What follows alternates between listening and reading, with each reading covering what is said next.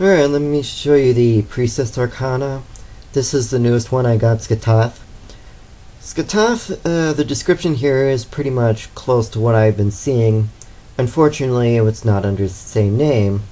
Instead, she was called in my resources Ganga. She has a sister, according to Irish legend, named Ifa, and she became Cuchulain's lover after a training session when she was defeated.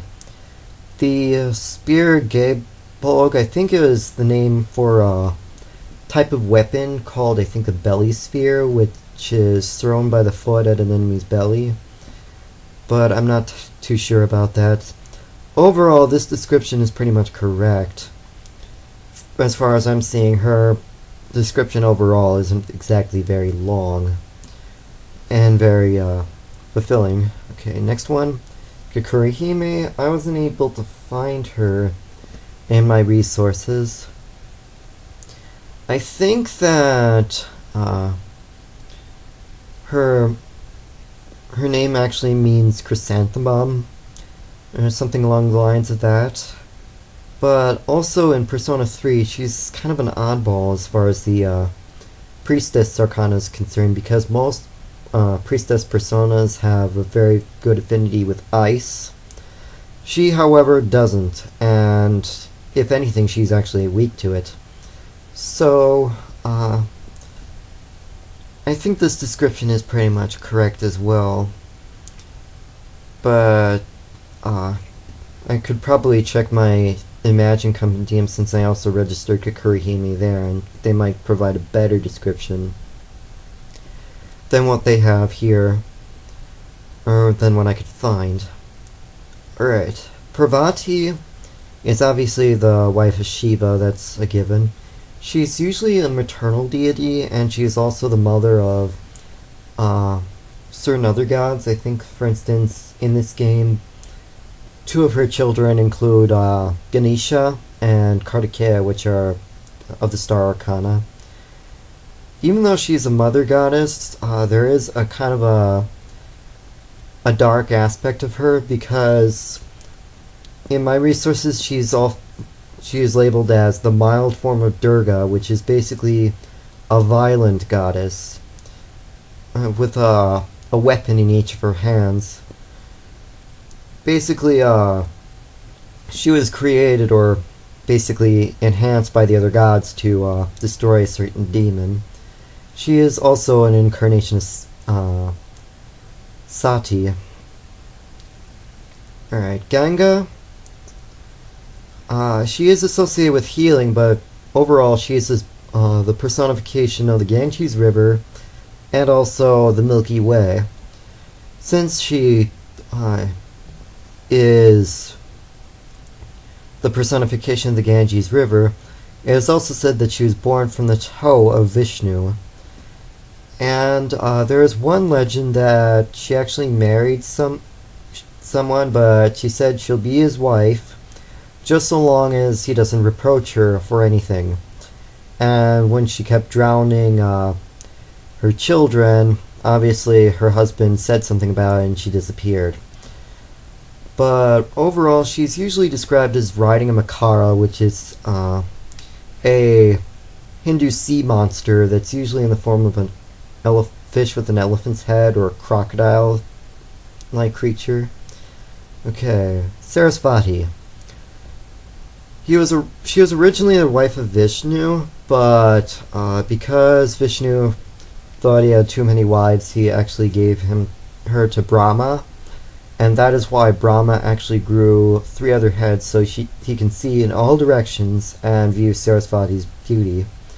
So this description is pretty much accurate, as her association with the arts, sciences, and rivers. In Japanese, her name, I think, is Benten. She is one of the 7 gods of good fortune and the only goddess of them. And she's usually regarded as the goddess of the sea and music. In Japan, she's often depicted as riding on a dragon, which she tamed by marrying it to stop its nasty habit of devouring children. Okay. High Pixie, like the Priestess Arcana, has an affinity with ice, but that's kind of unusual since she's normally electric based in many of her other incarnations in Shin Megami Tensei. Pixies are normally described as English fairies or mischievous spirits that usually do things such as steal horses at night and ride them before bringing them back. But since also in Nocturne, the Pixie is the first demon you ever get as far as summons are concerned, and if you level her up you get High Pixie. So I think that's the reason why High Pixie kind of stuck around for an homage sake. Alright, next one. Okay, Unicorn. Pretty much the description is consistent with anything that can be thrown at it. The unicorn is actually a pretty common mythological beast, seen in many different regions.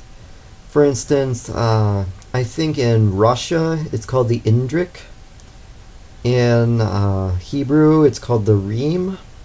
Otherwise it's usually associated with a giant ox. In Chinese it's called the Kilin, or in Japanese Kirin. They're pretty much the same sort of beast, basically with a single horn, but the aspects are also very different, obviously, in the different places you go. And I think it's often associated with, the unicorn's horn is associated with healing, so that's probably why it's called associated with Priestess. And finally, Apsaras.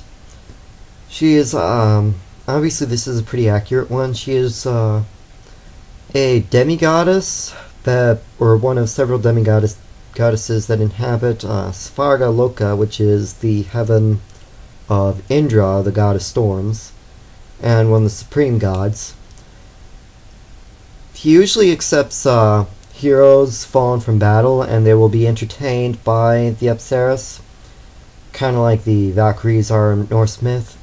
The Apsaras dance while their husbands, the Gandharvas, actually play music, which is why in Imagine there's a set bonus for equipping a crystal of Apsaras and Gandharva together. So, that's as much as I can get out of this for now. If I'm missing anything, feel free to comment, so I'll wrap this up here.